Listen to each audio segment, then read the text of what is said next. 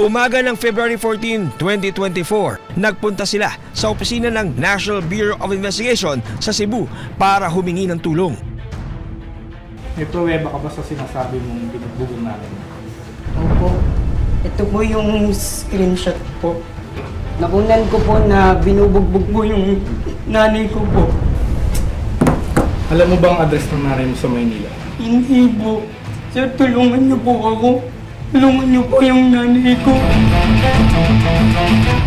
Nung araw ding yun, nakipag-ugnayan ang NBI Cebu District Office o NBI CEBDO sa NBI National Capital Region. Inaksyon na naman natin agad. So, based on that, nagsagawa na ng investigation ng mga tauhan natin.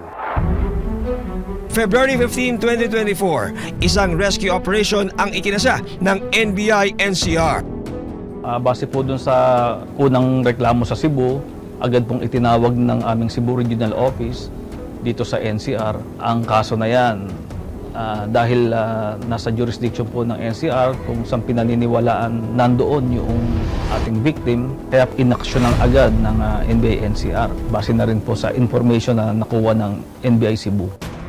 Hindi naging madali ang pagtuntun sa suspect. Papunta tayo doon sa inuupahang bahay ng subject. So noong una, nagtanong-tanong kami dito kasama yung barangay. Hindi rin nila kilala kung sino yung mga taong yun after we are showing them pictures ng ano.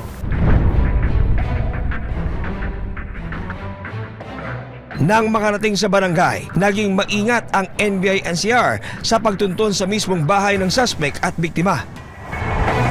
Huwag tayo magbase doon. Yes. Magbase tayo sa kada pinto.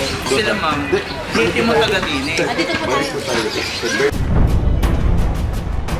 Kinatok ng mga operatiba ang bahay na posibleng kinaroroonan ni Lydia. So noong una, nagtanong-tanong kami dito kasama yung barangay. Hindi rin nila kilala kung sino yung mga taong yun. Until may lumabas na isang landlord. Itinuro ng landlord ang inuupahang kwarto ni Lydia at Yoli. Anong pinto? Anong pinto? Sige, ano lang pinto? Baka kasi maano. Ito lang po, dito sa baba. Ano po namin sa tenant? Ay, grabe. Diyan sa kabila. Diyan sa baba. Ito po. Opo.